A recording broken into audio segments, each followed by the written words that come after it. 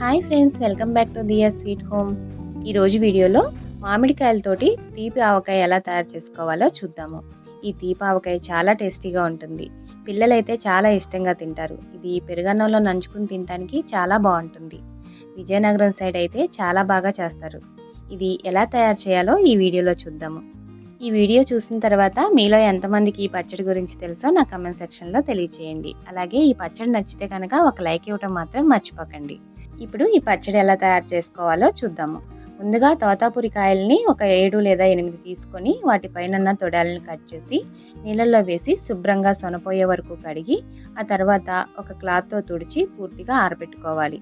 ఈ కాయల్ని కొన్ని చోట్ల చిత్తూరు కాయలని కూడా అంటారు. వీటిపైన తొక్క అంతా ఈ విధంగా తీసేసుకోవాలి. ఇలా తొక్క తీసిన తర్వాత వీటిని చిన్న చిన్న ముక్కలుగా కట్ చేసుకోవాలి. ఇప్పుడు నేను వీడియోలో చూపిస్తున్నట్లు వీటిని ఇలా సన్నగా పొడవుగా కట్ చేసుకోవాలి. మామూలుగా అయితే మనం పచ్చళ్ళకి పెద్ద పెద్ద ముక్కలు కట్ చేస్తూ ఉంటాం కదా.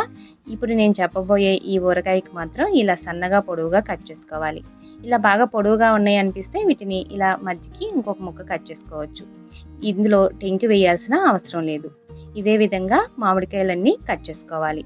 ఇలా కట్ చేసిన మామిడికాయ ముక్కల్ని ఒక గిన్నెతో పోల్చుకోవాలి. ఇప్పుడు నేను తీసుకున్న ఈ గిన్నెతోటి 2 గిన్నెల ముక్కలైనవి. మీకు కాయల లెక్కన కొలత కావాలి అంటే చిన్న కాయలైతే 4 కాయలకి 1 కేజీ బెల్లం తీసుకోండి. అలాగే పెద్ద కాయలైతే 3 కాయలకి 1 కేజీ బెల్లం చొప్పున వేసుకోండి. ఇప్పుడు నేను తీసుకున్న ఈ 2 గిన్నెలు మామిడికాయ ముక్కలకి 2 కేజీలన్నర బెల్లం పట్టింది. ఇప్పుడు ఇందులోకి కొంచెం పసుపు అలాగే 1 స్పూన్ ఉప్పు వేసుకుంటే సరిపోతుంది. ఇందులోనే ఒక 2 కేజీలన్నర బెల్లాన్ని ఇలా తురిమి వేసుకోవాలి. ఇలా బెల్లం వేసుకున్న తర్వాత ఇలా ముక్కలు బెల్లం బాగా కలిసేలాగా బాగా కలుపుకోవాలి.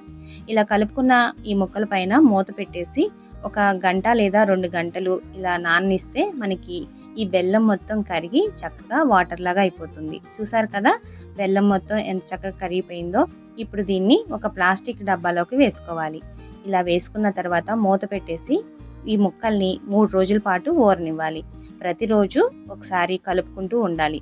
ఈ పచ్చడి తయారైన తర్వాత పిల్లలైతే ఉట్టిదే తినేస్తారు, అంత టేస్టీగా ఉంటుంది. ఈ బెల్లం పాకం బాగా ఊరి చక్కగా తేనెలాగా ఉంటుంది టేస్ట్ అనేది. ఇలా 3 రోజులు ఊరపెట్టాం కదా. ఇప్పుడు ఈ ముక్కల్ని ఒక గిన్నెలో వేసుకుని ఎండలో ఎండబెట్టుకోవాలి. ఈ ముక్కలన్నీ తీసిన తర్వాత మనకి బెల్లం పాకం ఉంది కదా, దాన్ని ఒకసారి వడకట్టుకోండి. ఇందులో ఇసుక చెత్త ఏమైనా ఉన్నా కూడా ఈ ముక్కల్లోకి రాకుండా ఉంటాయి.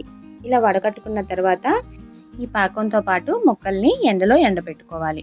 ఎండ ఎక్కువగా ఉందనుకోండి 3 రోజుల పాటు ఎండబెట్టుకోండి. ఎండ తక్కువగా ఉంటే 4 రోజుల పాటు ఎండబెట్టుకోండి.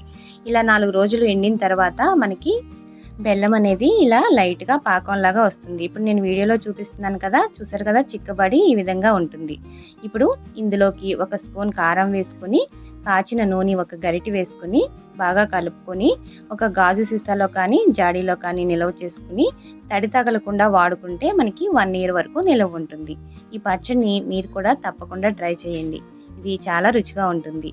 అలాగే ఈ వీడియో కనుక నచ్చితే ఒక లైక్ ఇవ్వడం మాత్రం మర్చిపోకండి. నా ఛానల్ ఎవరైనా కొత్త వాళ్ళు చూస్తుంటే నా ఛానల్ని సబ్స్క్రైబ్ చేసుకోండి. Thank you for watching.